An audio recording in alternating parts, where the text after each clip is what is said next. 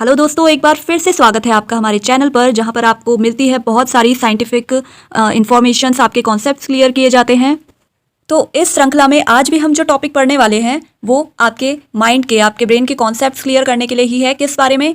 एक ऐसी केमिस्ट्री के बारे में जो बहुत सारे एक्सेप्शंस को लिए हुए होती है, ऑर्गेनिक केमिस्ट्री। जी हाँ, बहुत सारे बच्चों को इसमें बहुत कन्फ्यूज़न रहता है, थोड़ा समझने में या यूँ कहे याद करने में भी बहुत तकलीफ होती है, बहुत प्रॉब्लम होती है। और अगर ये कॉन्सेप्ट क्लियर हो भी जाए तो रिएक्शंस ही इतनी सारी होती है इसमें कि उन्हें याद रखना बहुत मुश्किल हो जाता है। पर अगर आपके कॉन्सेप्ट क्लियर है तो आपको कुछ भी याद रखने की ज़रूरत नहीं होती है, बस समझ में आ जाना चाहिए आपको, आप आगे खुद प्रोसेस कर सकते हैं। तो आज की वीडियो में भी आगे आप देखेंगे बहुत ही इंपॉर्टेंट चीज़ें आपको पता चलेगी, कुछ फिनोमेनास पता चलेंगे ऑर्गेनिक केमिस्ट्री के। तो अगर आपने अभी तक चैनल को विजिट नहीं किया है तो दोस्तों जल्दी से विजिट कीजिए, देखिए कि कितनी कमाल की वीडियोज़ आपके लिए बनाई गई है। और कंटेंट अगर आपको पसंद आता है तो मुझे कहने की कोई ज़रूरत है ही नहीं, आप खुद ही सब्सक्राइब कर देंगे। तो चलते हैं अपनी वीडियो में। सबसे पहले हम बात करेंगे कि ऑर्गेनिक कंपाउंड्स हम कहते किन्हें हैं। तो दोस्तों, ऐसे कंपाउंड्स जिनमें कोई कार्बन एटम प्रेजेंट हो, कार्बन मॉलिक्यूल प्रेजेंट हो, तो ऐसे कंपाउंड्स को हम कहते हैं ऑर्गेनिक कंपाउंड्स। इनका दूसरा नाम कार्बोनिक कंपाउंड्स भी कह सकते हैं। तो ऑर्गेनिक केमिस्ट्री ऐसी स्टडी है जिसमें हम ऐसे कंपाउंड्स का प्रॉपर्टीज़, कंपोजिशन, रिएक्शन और प्रिपरेशन को हम स्टडी करते हैं। अब स्क्रीन पे कुछ कंपाउंड्स के नाम आप देख सकते हैं दोस्तों, आपको बताना है कि ये ऑर्गेनिक है या इनऑर्गेनिक है। तो जैसे कि हमने डेफिनेशन पढ़ी, उसके बेस पे हम इसे आसानी से जान सकते हैं। जिनमें कार्बन प्रेजेंट है वो ऑर्गेनिक कंपाउंड होते हैं। तो यहाँ ऐसे कौन कौन से कंपाउंड्स हैं? पहला कंपाउंड है CH3OH और CO2, इन दोनों में कार्बन एटम प्रेजेंट है। तो केवल ये ही दो ऑर्गेनिक कंपाउंड है, इनके अलावा जो बाकी के कंपाउंड दिए हैं स्क्रीन पर वो इनऑर्गेनिक कंपाउंड है। तो दोस्तों, इन कंपाउंड्स की हम स्टडी करते हैं ऑर्गेनिक केमिस्ट्री में। ऑर्गेनिक केमिस्ट्री की वो ब्रांच है जिसमें हम स्टडी करते हैं ऑर्गेनिक कंपाउंड्स की प्रॉपर्टीज़, उनकी केमिकल फिजिकल प्रॉपर्टीज़ या प्रिपरेशन मेथड्स और रिएक्शंस। तो वो ब्रांच जिसमें हम ये सब पढ़ते हैं उसे हम कहते हैं ऑर्गेनिक केमिस्ट्री। तो अभी हमने पढ़ा ऑर्गेनिक कंपाउंड्स और ऑर्गेनिक केमिस्ट्री को। इसके अलावा अब जो नेक्स्ट कॉन्सेप्ट हम पढ़ेंगे वो है हाइड्रोकार्बन्स। हाइड्रोकार्बन्स ऐसे कंपाउंड होते हैं जिनमें हाइड्रोजन और कार्बन दोनों एटम्स मौजूद होते हैं। जैसा कि नाम से ही स्पष्ट है कि हाइड्रोकार्बन, हाइड्रोजन प्लस कार्बन। इनके कुछ उदाहरण आप स्क्रीन पे देख सकते हैं। अब दोस्तों, हाइड्रोकार्बन्स को भी हम दो कैटेगरी में डिवाइड करते हैं, सैचुरेटेड हाइड्रोकार्बन और अनसैचुरेटेड हाइड्रोकार्बन। अब सैचुरेटेड और अनसैचुरेटेड में क्या फ़र्क है हम आगे पढ़ेंगे। सैचुरेटेड हाइड्रोकार्बन्स ऐसे हाइड्रोकार्बन्स होते हैं जिनमें कार्बन एटम्स के बीच सिंगल बॉन्ड प्रेजेंट होता है, सिंगल कोवेलेंट बॉन्ड।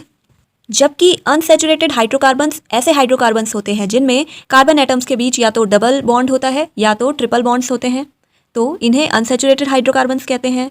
अब सैचुरेटेड हाइड्रोकार्बन्स के अंतर्गत हम पढ़ते हैं एल्केन्स को, और अनसैचुरेटेड के अंतर्गत हम पढ़ते हैं एल्कीन्स और एल्काइंस को। अब ये क्या होता है हम अभी पढ़ेंगे। दोस्तों, पहले हम सैचुरेटेड हाइड्रोकार्बन्स यानी एल्केन्स के बारे में पढ़ेंगे। तो एल्केन्स का जो फॉर्मूला होता है उसे हम इस तरह से लिखते हैं CN और H2N+2। यानी अगर कार्बन का एक एटम मौजूद है तो हाइड्रोजन के कितने हो जाएंगे? हाइड्रोजन के हो जाएंगे 4। इसी तरह अगर कार्बन के 2 एटम्स है तो हाइड्रोजन के हो जाएंगे 6।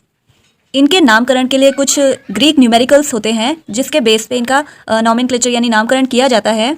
तो आप स्क्रीन पे देख सकते हैं, एक टेबल दी है मैंने, तो इस बेस पे हम एल्केन्स को लिखते हैं। जैसे अगर कार्बन का एक एटम मौजूद है तो वहाँ पे ग्रीक न्यूमेरिक आता है मेथ, और अगर कार्बन 2 है तो एथ। इसी तरह अगर कार्बन के 3 एटम्स मौजूद है तो प्रोप हो जाएगा। इस तरह आगे के जो कंपाउंड के नाम है वो भी आप खुद बना सकते हैं इस फॉर्मूले के बेस पे। फॉर्मूला क्या है? CnH2n+2। अब इसी तरह आगे एल्कीन्स और एल्काइंस का भी फॉर्मूला होता है। एल्कीन्स का फॉर्मूला क्या होता है? एल्कीन्स को हम लिखते हैं CnH2n। ओके, तो कार्बन के जितने परमाणु मौजूद है उनके दुगने हाइड्रोजन के होंगे। तो अगर किसी एल्कीन कंपाउंड में C एटम्स कितने हैं? 2 है, तो उसका नामकरण कैसे होगा? कार्बन 2 यानी एथ, एथ के आगे इन लगा देना है, एथीन। ओके, ऐसे ही अगर एल्काइन है तो एथाइन हो जाएगा।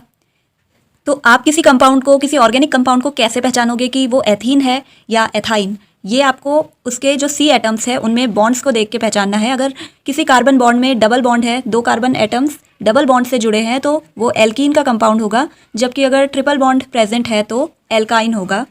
तो सैचुरेटेड और अनसैचुरेटेड हाइड्रोकार्बन्स की एक कंपैरेटिव स्टडी आप स्क्रीन पे देख सकते हैं, जिससे आप एल्केन, एल्कीन और एल्काइन के बीच जो डिफरेंस होता है उसे अच्छे से समझ सकते हैं।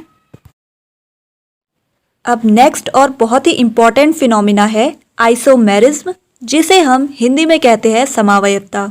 तो आखिर ये होता क्या है? तो आइसोमेरिज्म ऐसी सिचुएशन है जिसमें दो कंपाउंड्स के बीच मॉलिक्यूलर फॉर्मूलाज तो दोनों कंपाउंड्स का सेम होता है, लेकिन स्ट्रक्चर दोनों का डिफरेंट होता है और फिजिकल प्रॉपर्टी भी दोनों कंपाउंड्स की अलग अलग होती है, जबकि मॉलिक्यूलर फॉर्मूला तो सेम है। तो ये कॉन्सेप्ट कहलाता है आइसोमेरिज्म, जिसको डिस्कवर किया था बर्जीलियस ने। और इसके एग्जाम्पल आप स्क्रीन पे देख सकते हैं, एथिल अल्कोहल और डाईमेथिल ईथर। अगर आप ध्यान से देखें तो ये दोनों कंपाउंड एथिल अल्कोहल और डाईमिथाइल ईथर दोनों का मॉलिक्यूलर फॉर्मूला सेम है। दोनों में C एटम और हाइड्रोजन एटम्स की संख्या बराबर है, फिर भी दोनों का स्ट्रक्चर अलग होता है, दोनों अलग अलग कंपाउंड है। तो इसी प्रॉपर्टी को हम कहते हैं आइसोमेरिज्म। दोस्तों, आज की वीडियो में बस इतना ही। मिलते हैं अगली वीडियो में कुछ नई इन्फॉर्मेशन के साथ। तब तक के लिए have a nice day, good bye and thanks for watching.